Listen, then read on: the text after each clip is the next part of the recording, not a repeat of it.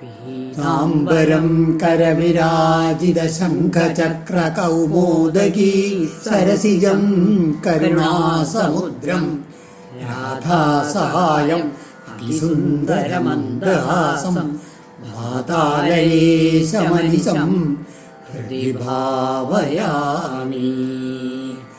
ഓം നമോ ഭഗവതേ വാസുദേവായ. ഓം നമോ നാരായണായ. സദ്ഗുരുഭ്യോ നമഃ. ശ്രീമദ് ഭാഗവതം അഷ്ടമസ്കന്ധം ഏകവിംശോധ്യായം 21-ാമത്തെ അധ്യായം. ശ്രീശുക ഉവാച സത്യം സമീക്ഷ്യാബ്ജഭവോ നഖേന്ദുഭിർ ഹതസ്വധാമദ്യുതിരാവൃതോദ്യതൽ മരീചിമിശ്രാ ഋഷയോ ബൃഹൽപ്രതാ സനന്ദനാദ്യ നരദേവയോഗിന.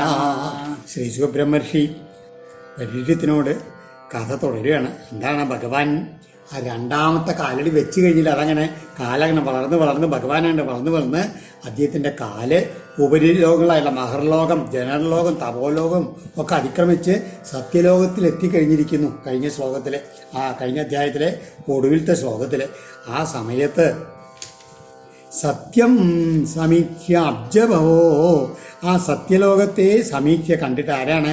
ഈ പരീക്ഷത്തെ സത്യലോകത്തെ ഭഗവത് പാദം അവിടെ എത്തി, ഭഗവാന്റെ പാദം അങ്ങോട്ട് കണ്ടിട്ട് സമീക്ഷ്യ നഖേന്ദുവി ഹതസ്വധാമദ്യുതി എന്ന് മാത്രമല്ല, ആ ഭഗവാന്റെ കാൽനഖങ്ങളുടെ ആ ശോഭ കൊണ്ട് കാൽനഖങ്ങളാകുന്ന ചന്ദ്രകലകളുടെ ശോഭ കൊണ്ട് ഹതസ്വധാമദ്യുതി തൻ്റെ ആ സത്യലോകത്തിലെ അവൻ്റെ എല്ലാ കാന്തി മുഴുവൻ അങ്ങനെ നിഷ്പ്രഭമായിരിക്കുന്നു പറയുകയാണ്. അത് കണ്ടിട്ട് ആവൃത ആ നഖചന്ദ്രശോഭയാൽ മൂടപ്പെട്ടവനായി ഭവിച്ച അബ്ജഭവ ബ്രഹ്മാവ്. ഈ അബ്ജഭവ എന്ന് പറയാൻ കൂടി കാരണമുണ്ട്, ഭഗവാനിൽ നിന്നാണ് ഈ ബ്രഹ്മാവ് ഉണ്ടായത്. ഭഗവാന്റെ പൊക്കിളുള്ള താമരയെന്നല്ലേ, അതാണ് അബ്ജഭവ ആയിട്ടുള്ള ബ്രഹ്മാവ്. അഭ്യകാൽ വേഗം എതിരേറ്റ് ചെന്നു. എങ്ങനെയാണ്? മരീചിമിശ്ര ഋഷയ, അതായത് മരീചി പ്രഭൃതികളായിട്ടുള്ള മഹർഷിമാരും കൂടെ ഉണ്ട്. പിന്നെയോ ബൃഹദ്വ്രത, നൈഷ്ഠിക ബ്രഹ്മചര്യം ധരിച്ചുള്ളവരും യോഗിമാരുമായിട്ടുള്ള സനന്ദനാദ്യ സനകാദികൾ, അവർ 4 പേരും അവരുണ്ട്. അഭ്യകു, അവരെല്ലാവരും കൂടിയിട്ട് അവരെല്ലാവരും സത്യലോകത്തിലുണ്ട്. ഭഗവാന്റെ പാദങ്ങളാണ് കണ്ടപ്പോൾ വേഗം എതിരേറ്റ് ചെന്നു. എന്നിട്ടോ വേദോപവേദ നിയമന്വിതായമാ തർക്കേതിഹാസാംഗപുരാണ സംഹിത ഏ ചാവരേ യോഗസമീരദീപിത ജ്ഞാനാഗ്നിന രന്ധിത കർമ്മകൽമഷ വവന്തിരേയൽ സ്മരണാനുഭാവത സ്വയംഭുവം ധാമഗത അകർമ്മകം എന്ന് മാത്രമാണോ ആ ഭഗവാന്റെ പാദങ്ങൾ? ഉപവേദങ്ങള് നിയമാന്വിത നിയമങ്ങളോട് കൂടിയിട്ടുള്ള യമങ്ങള്, തർക്ക ഇതിഹാസ അംഗ പുരാണ സംഹിത, തർക്കശാസ്ത്രം, ഇതിഹാസം, വേദാംഗങ്ങള്, പുരാണങ്ങള് തുടങ്ങിയിട്ട് സംഹിതകള്, യോഗ സമീര ദീപിത ജ്ഞാന, യോഗമാകുന്ന കാറ്റിനാൽ ഊതി ജ്വലിപ്പിക്കപ്പെട്ട ജ്ഞാനാഗ്നിയാൽ ചുട്ടരിക്കപ്പെട്ട കർമ്മ മാലിന്യത്തോടു കൂടിയവരായി തൽ സ്മരണാനുഭാവത, ആ ഭഗവാന്റെ ആ ശ്രീപാദസ്മരണയുടെ പ്രഭാവത്താൽ അകർമ്മകം കർമ്മമാർഗത്തിലൂടെ അപ്രാപ്യമായ സ്വയംഭുവം ധാമ ബ്രഹ്മലോകത്തിലേക്ക് എത്തിച്ചേർന്നവരായ ആരെല്ലാം അവരെ വേറെയുണ്ടോ അവരും ആ തൃപ്പാദത്തെ വവന്തിരേ. അതായത് സത്യലോകത്തിൽ ആരൊക്കെ ഉണ്ടോ, നേരത്തെ പറഞ്ഞുള്ള മഹർഷിമാരും സനകാദികളും മാത്രമല്ല, ഈ വേദങ്ങൾ, ഉപവേദങ്ങൾ, അംഗങ്ങൾ, ഈ തർക്കങ്ങൾ, ഇതിഹാസങ്ങൾ, ഈ ശാസ്ത്രങ്ങൾ, ഇതൊക്കെ ഉണ്ടല്ലോ, ഇതെല്ലാം മൂർത്തിമത് ഭാവം ധരിച്ച് അതെല്ലാം സത്യലോകത്തിലുണ്ട്. അതിനു പുറമെ തങ്ങളുടെ നിഷ്കാമ കർമ്മം കൊണ്ട് കർമ്മമാർഗത്തിലൂടെ അപ്രാപ്യമായിട്ടുള്ള ഭഗവാനെ ജ്ഞാനാഗ്നി കൊണ്ട് ആ കർമ്മങ്ങളെല്ലാം ചുട്ടരിച്ചിട്ട് ഭഗവാൻ പാതാരങ്ങളിലുള്ള ഭക്തി കൊണ്ട് മാത്രം മാലിന്യങ്ങളാകുന്നുള്ള അനവധി സിദ്ധന്മാരുണ്ട് അവിടെ. അവരെല്ലാവരും ചെന്നിട്ട് ആ ഭഗവാന്റെ പാതാരവിന്ദങ്ങളെ ഇങ്ങോട്ട് വന്ദിക്കാൻ വേണ്ടിയാണ് പുറപ്പെട്ടു എന്ന് പറയുകയാണ്. എന്നിട്ടോ ആ സമയത്ത് അസാഗ്രയേ പ്രോന്നമിതായ വിഷ്ണോർ ഉപാഹരൽ പത്മഭവോർഹണോദകം സമർത്ഥ്യ ഭക്ത്യാഭ്യഗണ ശുചിശ്രവ എന്നാഭിപങ്കേരുക സംഭവ സ്വയം. എന്നിട്ടോ എന്നാഭിപങ്കേരുക സംഭവ സ്വയം. നേരത്തെ പറഞ്ഞില്ലേ എന്താണ് അബ്ജസംഭവൻ എന്ന് നേരത്തെ പറഞ്ഞു. അതായത് ആരുടെ ആ പൊക്കിൽ കൊടിയിൽ നിന്ന് സ്വയം ഉണ്ടായോ ആ ബ്രഹ്മാവ് എന്ത് ചെയ്തു? അപ്പോൾ തന്നെ നിർമ്മല യശസ്വിയുമായിട്ടുള്ള ബ്രഹ്മദേവൻ എന്ത് ചെയ്തു?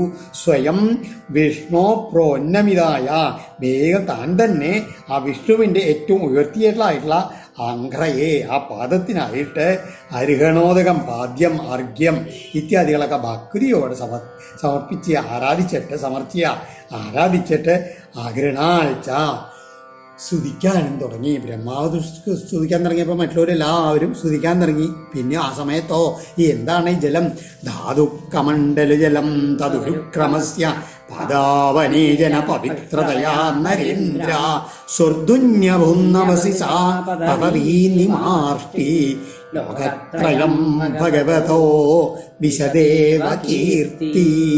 ഈ നരേന്ദ്ര പരീക്ഷിത് എന്താണ് ആ ബ്രഹ്മാവിൻ്റെ ധാതു തൽ കമണ്ഡല ജലം? ബ്രഹ്മാവ് ആ ഭഗവാന്റെ പാദാരവിന്ദങ്ങൾ കഴുകിയത് എങ്ങനെയാണ്? തൻ്റെ കയ്യിലുള്ള ആ കമണ്ഡലം എന്നുള്ള ജലം കൊണ്ടാണ്. ആ കമണ്ഡലു തീർത്ഥം മഹാവിഷ്ണുവിൻ്റെ പാദ അവനേജന പവിത്രതയാ ഭഗവാന്റെ തൃപ്പാദങ്ങളെ കഴുകിയത് കൊണ്ടുണ്ടായിട്ടുള്ള ആ പവിത്രത കൊണ്ട് അതെന്തായി മാറി? സ്വർധ്വിനീ അഭൂൽ. അതായത് സ്വർലോക ഗംഗയായിട്ട് ആകാശഗംഗയായിട്ടാണ് തീർന്നു എന്ന് പറയുകയാണ്. ഭഗവത വിശദ കീർത്തി ഇവ. ഭഗവാന്റെ നിർമ്മലമായിട്ടുള്ള യശസ് പോലെയുള്ള ആ ഗംഗാനദി നവസി ആകാശത്തിൽ നിന്ന് അങ്ങോട്ട് പതിച്ച് ലോകത്രയം നിമാർഷ്ടി 3 ലോകങ്ങളെയും ശുദ്ധീകരിക്കുന്നു എന്ന് പറയാണ്. ഭഗവാന്റെ കീർത്തിയെ പോലെ തന്നെ ലോകത്തിനെ മുഴുവൻ ശുദ്ധീകരിച്ചുകൊണ്ട് ഭഗവാന്റെ പാദതീർത്ഥമായിട്ടുള്ള ആ ഗംഗാനദിയും അങ്ങനെ താഴത്തേക്ക് ഒഴുകിയെന്ന് പറയുകയാണ്. ആ ഗംഗാനദിയെ ഭൂമിയിലൂടെ പാതാളത്തിലേക്ക് എത്തിച്ചത് ഭഗീരഥനാണ്. അതൊക്കെ ഇനി നോമസ്കന്ധത്തിൽ പറയാം. ബ്രഹ്മാദയോ ലോകനാഥ സ്വനാഥായ സമാദൃത സാനുഗാബലിമാജഹ്രു സംക്ഷിപ്താത്മവിഭൂതയേ തോയൈ സമർഹണൈർ സ്രഗ്ഭിർ ദിവ്യഗന്ധാനുലേപനൈ ധൂപൈർദീപൈർസുരഭിഭിർ ലാജക്ഷതബലങ്കുരൈ സ്തവനൈ ജയശബ്ദൈശ്ച തദ്വീര്യമഹിമാങ്കിരൈ നൃത്യമാദിത്രഗീതൈശ്ച ശംഖദുന്ദുഭിനിസ്വനൈ. അങ്ങനെ ആദ്യം ഭഗവാന്റെ പാദാരവിന്ദങ്ങളെ അഭിഷേകം ചെയ്തു. അതിനുശേഷം സംക്ഷിപ്ത ആത്മവിഭൂതയെ തൻ്റെ വിശ്വരൂപത്തെ ചുരുക്കിയ സ്വനാഥായ തങ്ങളുടെ നാഥനായിക്കൊണ്ട് അവിടെ ചുരുക്കി എന്ന് പറയുന്നത് എന്താണ്? സത്യലോകത്തിൽ എത്തിയപ്പോഴേക്കുണ്ടല്ലോ ഭഗവാൻ അവിടെ നിന്ന് ചുരുക്കി. അതായത് 2ാമത്തെ കാലമുണ്ട് അവിടെ വളർന്നു എന്ന് പറയുകയാണ്. എന്നിട്ട് വീണ്ടും തൻ്റെ ഭാവത്തിലേക്കാണ് വരികയാണ്. ആ സമയത്ത് അനുഗാമികളോട് കൂടിയ ബ്രഹ്മാദികളെല്ലാവരും ആയിട്ടുള്ള ലോകനാഥന്മാരെല്ലാവരും സമാദൃത ആദരവോടെ സമർഹണൈ പാദ്യം അർഘ്യം മുതലായവയ്ക്കുള്ള തോയൈ ജലങ്ങളാലും സ്രഗ്ഭി പുഷ്പമാലകളാലും ദിവ്യഗന്ധ ആനുലേപനൈ ദിവ്യഗന്ധങ്ങളോട് കൂടിയ കുറിക്കൂട്ടുകളാലും സുരവിവി ധൂവൈ സുഗന്ധമുള്ള ധൂപങ്ങളാലും ദീപങ്ങളാലും ലാജാക്ഷതഫല അങ്കുരൈ മലര് അക്ഷതം പഴങ്ങള് ഇങ്ങനെ മുളച്ചു വരുന്ന ധാന്യങ്ങളെ എന്നിവയാലും തദ്വീര്യമഹിമ അങ്കിതൈ അവിടുത്തെ മഹിമകൾ കലർന്ന സ്തവനൈ സ്തോത്രങ്ങളാലും ജയശബ്ദങ്ങളാലും നൃത്യമാദിത്ര ഗീതൈശ്ച നൃത്യം വാദ്യം ഗീതം ഈ തുടങ്ങിയവയെ കൊണ്ടും ശംഖദുന്ദുഭിനിസ്വനൈച്ച ശംഖ പെരുമ്പറ ഈ തുടങ്ങിയുള്ള വാദ്യഘോഷങ്ങളോടും കൂടി ബലിമാജഹ്രു ആ ഭഗവാന് ബലിയെ സമർപ്പിച്ചു എന്ന് പറയുന്നതെല്ലാം ഭഗവാൻ അങ്ങോട്ട് ഓരോരുത്തരും പൂജകളും നൃത്തങ്ങളും എന്താണ് പറയുന്നത് അർപ്പണങ്ങളും ഒക്കെ അങ്ങനെ തുടങ്ങിയെന്ന് പറയുകയാണ്. ജാംബവാൻ ഋക്ഷരാജസ്തു ബിലരീ ശബ്ദൈർമനോജവ വിജയം ദിക്ഷു സർവാസു മഹോത്സവമഘോഷയൽ. മനോജവ വൃക്ഷരാജ മനോവേഗത്തിൽ സഞ്ചരിക്കാൻ കഴിയുന്ന കരടിക്കുരങ്ങുകളുടെ രാജാവായിട്ടുള്ള ജാമ്പവാൻ എന്ത് ചെയ്തു? ബേരീശബ്ദൈ കയ്യിലുള്ള പെരുമ്പറങ്ങനെ ശബ്ദങ്ങളെ മുഴക്കിക്കൊണ്ട് എല്ലാ ദിക്കുകളിലും വാമനന്റെ വിജയത്തെ ആവുന്ന മഹോത്സവത്തെ ആഘോഷിച്ച് ലോകം മുഴുവൻ ചുറ്റി നടന്നിങ്ങനെ ഭൂമിയെ പ്രദർശനം വെച്ചുകൊണ്ട് ജാമ്പവാൻ ഉദ്ഘോഷിച്ചിരുന്നു. ഭഗവാന്റെ ആ ജയത്തിനെ പറ്റിയിട്ട് ഉദ്ഘോഷിക്കാൻ തുടങ്ങി. ഋക്ഷൻ എന്ന് വെച്ച് കഴിഞ്ഞാൽ വാനരൻ എന്നും പറയും, കരടി എന്നും പറയും. അത് രണ്ട് പക്ഷമുണ്ട്. അതുകൊണ്ടാണ് കരടിക്കുരങ്ങ്, ആൾക്കുരങ്ങ് എന്നൊക്കെ അമരഘോഷത്തിൽ വ്യാഖ്യാനിച്ചിരിക്കുന്നത്. അതുകൊണ്ടാണ് ഈ ജാമ്പുവാനെ ചിലപ്പോൾ കരടികളുടെ രാജാവ് എന്ന് പറയും, അല്ലെങ്കിൽ വാനരാജാവ് എന്നൊക്കെ പറയാറുണ്ട്. ജാമ്പവാൻ ബ്രഹ്മാവിൻ്റെ തുമ്മലിൽ നിന്നുണ്ടായിട്ടുള്ള പുത്രനാണ്, ഒരു ചിരഞ്ജീവിയാണ് എന്ന് പറയാറുണ്ട്. ശ്രീരാമാവതാര കാലത്ത് രാവണനെ ജയിക്കാൻ വേണ്ടിയിട്ടും മറ്റും സഹായിച്ചപ്പോൾ തന്നെ അതിനു വേണ്ടിയിട്ട് ആദ്യം സൃഷ്ടിക്കപ്പെട്ടവനാണ് ഈ ജാമ്പവാൻ. ഇപ്പോൾ ഈ അതിനുശേഷം വാമനാവതാര കാലത്തും ജാമ്പവാനുണ്ട്. ഇനി കൃഷ്ണാവതാര കാലത്തും ജാമ്പവാനെ നമുക്ക് കാണാം. മഹീം സർവാം ഹൃദം ദൃഷ്ട്വാ ത്രിപദവ്യാജയാജ്ഞയാ ഊജുസ്സുവർത്തുർ അസുരാ ദീക്ഷിതസ്യാക്യമർഷിതാ. ഇപ്രകാരം ഇവിടെ ഇങ്ങനെ ഈ വാമനമൂർത്തിയുടെ ത്രിവിക്രമമൂർത്തിയായിട്ടുള്ള വാമനന്റെ ആ ഘോഷം, അതിലെ വിജയം, അതങ്ങനെ ദേവന്മാരും ബ്രഹ്മാദി ദേവന്മാരും മഹർഷിയും എല്ലാവരും ഇങ്ങനെ ഘോഷിക്കണ സമയത്ത് അസുരന്മാർക്ക് എന്ത് തോന്നി? ദീക്ഷിതസ്യ സ്വഭർത്തു മഹീം സർവാം, അതായത് യജ്ഞദീക്ഷ സ്വീകരിച്ചവരാണ് തങ്ങളുടെ നാഥാനായിട്ടുള്ള മഹാബലി. ആ സ്വാമിയുടെ ഭൂമി ആസകലം മഹീം സർവം ത്രിപദവ്യാജയാജ്ഞയാ, മൂന്നടി തന്നാൽ മതി എന്നുള്ള വ്യാജമായിട്ടുള്ള യാചനയിലൂടെ ഹൃദാം അപഹരിക്കപ്പെട്ടതായിട്ട് കണ്ടിട്ട് അത്യമർഷിത അസുര ഊചു, വല്ലാത്ത കോപം വന്നിട്ട് അദ്ദേഹത്തിൻ്റെ കൂടെയുള്ള മറ്റുള്ള അസുരന്മാരെല്ലാവരും ഇപ്രകാരം പറഞ്ഞു. നവ അയം ബ്രഹ്മബന്ധുർ വിഷ്ണുർമായാവിനം വര ദ്വിജരൂപ പ്രതിച്ഛന്നോ ദേവകാര്യം ചീർഷരീ. ഇവൻ ഈ വാമനെ ചൂണ്ടി ഇയം ബ്രഹ്മബന്ധു വൈ, ബ്രാഹ്മണത്തിലെ വർഗത്തിൽപ്പെട്ട ആളൊന്നല്ല, മായാവിനം വര, മായാവികളുടെ കൂട്ടത്തിൽ ശ്രേഷ്ഠനായിട്ടുള്ള വിഷ്ണു തന്നെയാണ് ഇവൻ.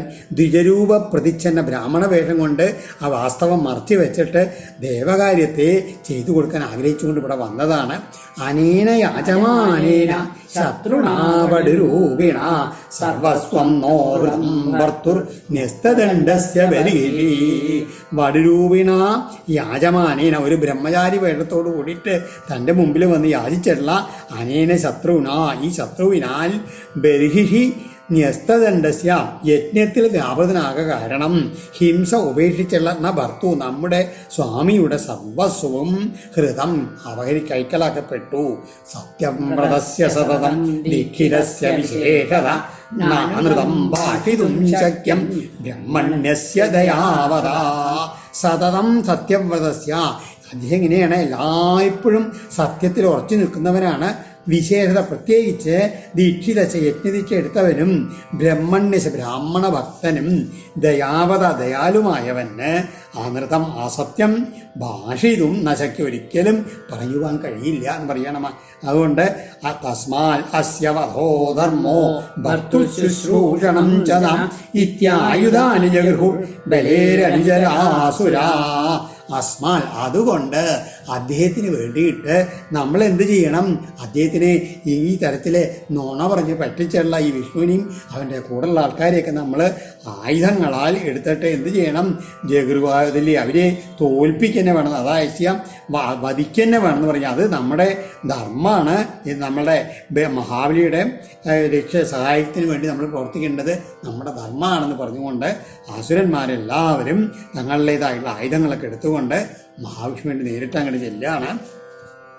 തേ സർവേ വാമനം ഹന്തും ശൂലപട്ടിശപാണയ അനിച്ഛതോ ബലേ രാജൻ പ്രാദ്രവ്യാതമന്യവാ. ഹേ രാജൻ പരീക്ഷിത്തേ, അവരെല്ലാവരും ജാതമന്യവ കോപാവേശം പൂണ്ടിട്ട് എന്ത് ചെയ്തു? തേ സർവേ ബലേ അനിച്ഛത, മഹാബലിക്ക് അതിലനുകൂലമാണ് എന്ന് ആലോചിക്കും കൂടി ചെയ്യാണ്ട് മഹാബലിക്ക് അത് ഇഷ്ടം ഉണ്ടായിരുന്നില്ല.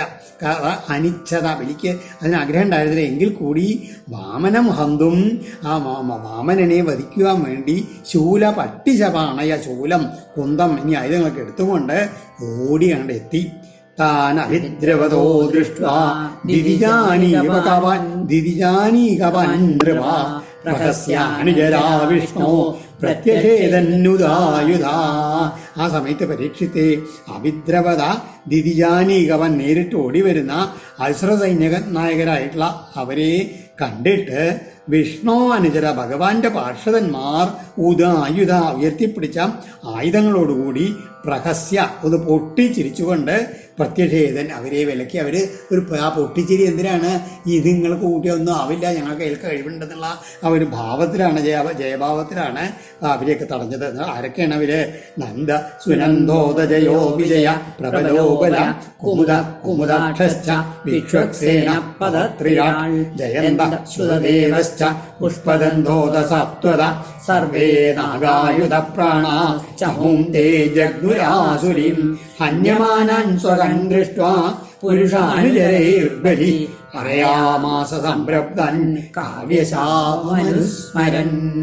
ആ പുരുഷാനുജരെ മഹാവിഷ്ണുവിന്റെ നേരത്തെ പറഞ്ഞുള്ള പാർഷദന്മാരുടെ അന്യമാനാൻ സ്വകാൻ തന്നെ നിഗ്രഹിക്കപ്പെട്ടിരിക്കുന്ന തൻ്റെ ആൾക്കാരെ കണ്ടിട്ട് ആ കാവ്യശാപം ശുക്രാചാര്യന്റെ ശാപത്തെ അനുസ്മരിച്ചുകൊണ്ട് ബലി അവരെയൊക്കെ തടഞ്ഞു എന്ന് പറയാണ്. അവർ നേരത്തുള്ള ഭഗവാന്റെ പാർഷദന്മാരുടെ പേരാണ് അവർ നന്ദൻ, സുനന്ദൻ, ജയൻ, വിജയൻ, പ്രബലൻ, ബലൻ എന്നൊക്കെ പറഞ്ഞിട്ട് ഭഗവാന്റെ പാർഷദന്മാരുടെ പേരൊക്കെ പറഞ്ഞു. അവരൊക്കെ കൂടി ഇവരെ തടഞ്ഞു നിർത്തി ഇവരെ തിരിച്ച് ആക്രമിക്കാൻ തുടങ്ങിയിട്ട് ഇവരെല്ലാവരും തോറ്റോടാൻ തുടങ്ങിയപ്പോൾ ബലി വേഗം അവരെയൊക്കെ യുദ്ധത്തിൽ നിന്ന് പിൻവലിച്ചു. കാരണം കാവ്യശാപം അനുസ്മരൻ, ശുക്രമഹർഷി ശപിച്ചിട്ടില്ലേ, എന്താണ് നിന്റെ കൈ തേജസ് മഹാവിഷ്ണു വന്നിട്ട് 3 അടി കൊണ്ട് ലോകം മുഴുവൻ അളന്നിട്ട് നിന്നെ പിടിച്ച് ബന്ധിക്കുന്നൊക്കെ പറഞ്ഞു. അതൊക്കെ ഓർത്തുകൊണ്ട് പറഞ്ഞു ഇത് ഭഗവാൻ തന്നെയാണ് ഉറപ്പായി ആണ്. ഹേ വിപ്രജിത്തേ ഹേ രാഹോ ഹേ നേമേ ശ്രുയതം വച മായുധ്യത നിവർത്തധ്വം നമ കാലോയമർത്ഥകൾ. ഹേ വിപ്രജിത്തേ ഹേ രാഹോ ഹേ അലയോ നേമി, ഞാൻ പറയുന്നത് കേട്ടാലും അയം ഈ കാലം ന അർത്ഥകൾ ന, അതായത് ആദ്യത്തെ എന്ന് പറഞ്ഞാൽ നമുക്ക്, രണ്ടാമത്തത് അനുകൂലമല്ല നല്ല എന്നുള്ളതിലേക്കാണ്. അതായത് ഇപ്പോൾ ഈ കാലം നമുക്ക് ഒട്ടും അനുകൂലമല്ല. മാ യുദ്ധ്യത, അതിനാൽ യുദ്ധം ചെയ്യരുത്.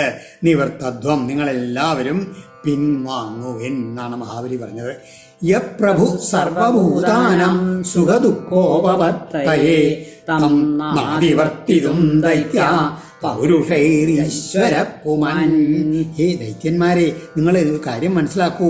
സർവഭൂതാനാം സുഖദുഃഖോപവർത്തയെ, എല്ലാ ജീവജാലങ്ങൾക്കും സുഖങ്ങളെയും ദുഃഖങ്ങളെയൊക്കെ പ്രദാനം ചെയ്യുവാൻ പ്രഭു ആരാണോ സമർത്ഥനാകുന്നത് തം അദ്ദേഹമാണ് ഇപ്പൊ നമ്മുടെ മുമ്പിൽ നിൽക്കുന്ന അദ്ദേഹത്തെ പൗരുഷൈ അതിവർത്തിതും പുമാൻ ഈശ്വര ആ അദ്ദേഹത്തിനെ, ആ സർവശക്തനായുള്ള പ്രഭുവിനെ സ്വന്തം പ്രയത്നങ്ങളാൽ കീഴടക്കുവാൻ ഒരു മനുഷ്യനും ശക്തനല്ല. അതുകൊണ്ട് നിങ്ങളെല്ലാം നിവർത്തിക്കും പറയാണ്. യോ നോ ഭവായ പ്രാഗാസി അഭവായ ദിവൗകസം സേവ ഭഗവാനദ്യ വർത്തതേ തദ്വിവര്യം. പ്രാഗ് ന ഭവായ, ഈ കുറച്ചു കാലം, ഇത്ര കാലം വരെ ആരാണോ നമ്മുടെ നന്മയ്ക്കും ദേവന്മാരുടെ ദിവൗകസം അഭവായ നാശത്തിനും ഉണ്ടായിരുന്നത് ആ ഭഗവാൻ തന്നെയാണ് അദ്യ ഇപ്പോൾ തദ്വിപര്യം, അതിന് വിപരീതമായി വർത്തിക്കുന്നത് എന്ന് മനസ്സിലാക്കിക്കോളൂ. കാലം സ്വരൂപിയായിട്ടുള്ള ഭഗവാൻ ഇപ്പൊ നമുക്ക് അനുകൂലമല്ല. നേരത്തെ അദ്ദേഹത്തിന്റെ ആ കാരുണ്യം അത് അനുകൂലമായതുകൊണ്ടാണ് നമുക്ക് ഈ ഐശ്വര്യ സമൃദ്ധിയൊക്കെ ഉണ്ടായതും ദേവന്മാരതൊക്കെ നഷ്ടപ്പെട്ടു പോയതും. ഇപ്പൊ ഭഗവാൻ അതിന്റെ വിപരീത ഭാവത്തിലാണ് ഇരിക്കുന്നത്. അതുകൊണ്ട് ബലേന സജീവൈ ബുദ്ധ്യാ ദുർഗൈ മന്ത്രൗഷധാദിവി സാമാദിവിരുവായശ്ച കാലം നാത്യേരി വൈജനാ. നല്ല സൈന്യബലം കൊണ്ടോ, സജീവ നല്ല മന്ത്രിമാരെ കൊണ്ടോ, നല്ല ബുദ്ധിശക്തിയാലോ, നല്ല കോട്ടമതിലുകളാലോ, നല്ല മന്ത്രങ്ങൾ, ഔഷധങ്ങൾ ഇവയാലോ, സാമം തുടങ്ങിയിട്ടുള്ള ഉപായങ്ങളാലോ ഒന്നും തന്നെ മനുഷ്യൻ കാലം അന്യേരി വൈ, അതായത് കാലത്തെ മറികടക്കുവാൻ ഒരാൾക്കും ഇതുകൊണ്ടൊന്നും കഴിയില്ല എന്നുള്ളത് തീർച്ചയാണ്. ഭവദ്ഭിർ നിർജിതാഹ്യേരേ ബഹുശോനുചരാഹരേ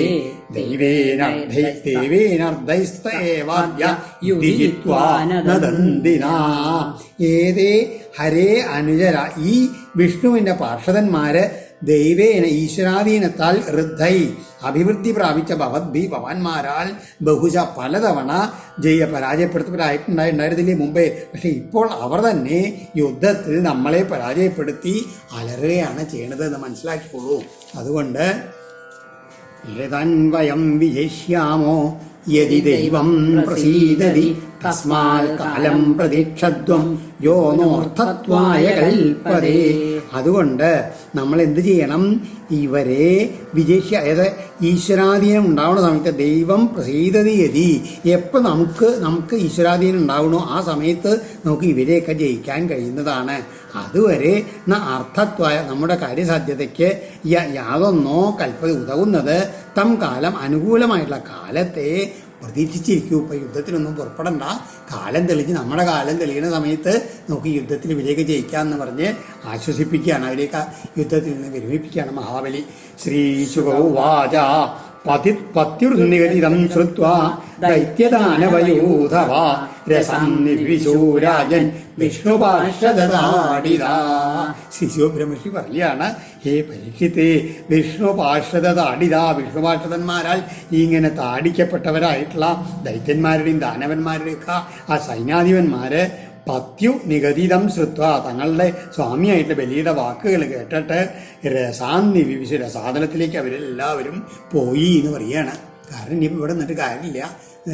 ആ സമയത്ത് അതദാക്ഷ്യസുതോ ജ്ഞാത്വാ വിരാട് പ്രഭുചികീർഷിതം ബവന്തവാരുണൈർപാചൈർ ബലിം സൗത്യേഹനിക്രതൗ. ആ സമയത്ത് അതിനുശേഷം വിരാട് താക്ഷ്യസുത പക്ഷിരാജാവായിട്ടുള്ള ഗരുഡൻ പ്രഭുജിഗീഷിതൻ തൻ്റെ നാഥനായിട്ടുള്ള ഭഗവാന്റെ ഇംഗിതത്തെ ജ്ഞാത്വ അറിഞ്ഞിട്ട് ക്രതൗ സൗത്യേ അഹനി, ആ സമയത്ത് ഈ വിശ്വജിത്ത് എന്നുള്ള ഈ യാഗം ചെയ്യുന്ന ആ മഹാബലിയുടെ എങ്ങനെയാണ് സുത്യം എന്ന കർമ്മം നടത്തേണ്ട ആ ദിവസമാണ് എന്താ ചെയ്തത്? ആ മഹാബലിയെ വാരുണൈ പാശൈ ബബന്ധ, വരുണപാശം കൊണ്ട് അങ്ങോട്ട് മഹാബലി അങ്ങോട്ട് ബന്ധിച്ചു എന്ന് പറയുകയാണ്. അതായത് ഈ അശ്വമേധത്തിനനുബന്ധിച്ചുള്ള സോമരസം എടുക്കേണ്ട സമയത്താണ് ഈ ഭഗവാന്റെ ഇച്ഛ മനസ്സിലാക്കിയ ഗരുഡൻ മഹാബലിയെ വരുണപാശം കൊണ്ട് ബന്ധിച്ചത് എന്ന് പറയുകയാണ്. ഹാഹാകാരോ മഹാനാസിൽ രോദസ്യോ സർവതോ ദിശം ഗൃഹ്യമാണേ സുരവതൗ വിഷ്ണുനാ വിഷ്ണുനാ മഹാപ്രഭാവശാലിയായിട്ടുള്ള മഹാവിഷ്ണുവിനാൽ അസുരപദവും ഗൃഹ്യമാണ്. അസുര ചക്രവർത്തി ഇപ്രകാരം പിടിച്ചടക്കപ്പെടുമ്പോൾ രോദസ്യോ സർവതോ ദിശം, ഭൂമിയിലും ആകാശത്തിലും മറ്റെല്ലായിടത്തും മഹാൻ ഹാഹാകാര ആസിൽ, അയ്യോ ഹാഹാ കഷ്ടായി എന്ന് എല്ലാവരും ശബ്ദം ഉണ്ടാക്കാൻ തുടങ്ങിയെന്ന് പറയുകയാണ്. എന്നിട്ടോ തം ബദ്ധം വാരുണൈ പാശേ ഭഗവാനാഹവാമന നഷ്ടശ്രിയം സ്ഥിരപ്രജ്ഞം ഉദാരയശസനൃപാ. ഹേ നൃപാ പരീക്ഷിത്തേ, ഇങ്ങനെ വാരുണൈ പാശൈ ബദ്ധം, വരുണപാശങ്ങളാണ് ബന്ധിക്കപ്പെട്ടവനും നഷ്ടശ്രിയം തൻ്റെ ഐശ്വര്യം മുഴുവൻ കൈമോശം വന്നു പോയനും ആയിട്ടും സ്ഥിരപ്രജ്ഞം മനസ്സാന്നിധ്യത്തോടും ഉദാരയശസ്സും, അതായത് അദ്ദേഹത്തിൻ്റെ ഉദാരശീലത്തിന് യശസ് ആർജിച്ചവനുമായിട്ടുള്ള ആ മഹാബലിയോട് ഭഗവാൻ ഭഗവാൻ ഇപ്പോൾ ഇവിടെ ശരിക്ക് വാമനൻ തന്നെയാണ്, കുറച്ച് ഉയരം കുറഞ്ഞു. കാരണം ഇപ്രകാരം മരളി ചെയ്തു. എന്താണ്? പദാനി ത്രീണി ദത്താനി ഭൂമേർമഹ്യം ത്വയാസുരാ ദ്വാഭ്യാം ക്രാന്താമഹീ സർവാ തൃതീയമുപകൽപ്പയാ.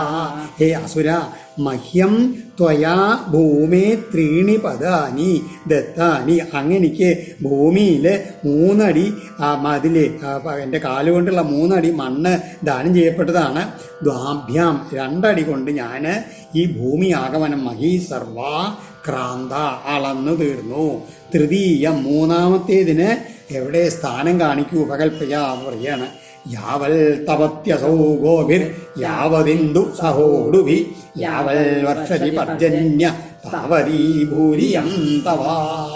അങ്ങനെ ഭാവിച്ചിരുന്നല്ലോ. എന്താണ് ഈ സൂര്യൻ ഗോപിയാവൽ, സൂര്യരശ്മികൾ എവിടെയൊക്കെ ഏതുവരെ എത്തുന്നുണ്ടോ ജലിച്ചുകൊണ്ട്, അതുമാതിരി ഇന്ദു ഉടുവി സഹ യാവൽ, ഈ ചന്ദ്രൻ നക്ഷത്രങ്ങളോടുകൂടി എവിടം വരെ പ്രകാശിക്കുന്നുവോ, പർജന്യ മേഘം യാവൽ എവിടം വരെ വർഷിക്കുന്നുവോ, താവതി ഈയം അത്രയ്ക്കുള്ള ഈ ഭൂമണ്ഡലം തവ അങ്ങയ്ക്കുള്ളതാണെന്ന് അങ്ങ് ഭാവിച്ചിരുന്നിരുന്നു. അതെല്ലാം പദൈകേനമയാക്രാന്തോ ഭൂർലോക കംദിശസ്തനോ സ്വർലോകസ്തു ദ്വിതീയേന പശ്യതസ്തേ സ്വമാത്മനാ. ആത്മനാ മയ, അതെല്ലാം സർവാത്മാവായിട്ടുള്ള എന്നാൽ, ആത്മനാ സർവാത്മാവായിട്ടുള്ള എന്നാൽ തേ പശ്യത അങ്ങയുടെ കണ്ണിൻ്റെ മുമ്പിൽ വെച്ചിട്ട് ഏകേന പദ ഒരു കാലടി കൊണ്ട് ഭൂലോകവും, തനോ ശരീരം കൊണ്ട് ഖം ദിശ ആകാശവും ദിക്കുകളും, ദ്വിതീയേന രണ്ടാമത്തെ കാലടി കൊണ്ട് സ്വർലോകവും സ്വം സ്വന്തമാക്കി ക്രാന്ത അളക്കപ്പെട്ടു. 2 കാലടി കൊണ്ട് 3 ലോകങ്ങൾ ഞാൻ അളന്നെടുത്തു കഴിഞ്ഞു. പ്രതിശ്രുതം അദാതുസ്തേ നിരയേ വാസയിഷ്യതേ വിശത്വം നിരയം തസ്മാൽ ഗുരുണാചാനോദിത. ഭഗവാൻ എന്ന് കളിയാക്കിക്കൊണ്ടല്ല ഇതിലാ പറയണത്. പ്രതിശ്രുതം അദാതു, പ്രതിജ്ഞ ചെയ്തത് നൽകാത്ത തേ അങ്ങയ്ക്ക് നിരയേ വാസ, നരകത്തിൽ വസിക്കുക തന്നെ വേണ്ടി വരും, ആവശ്യമാണ് ഇഷ്യതേ.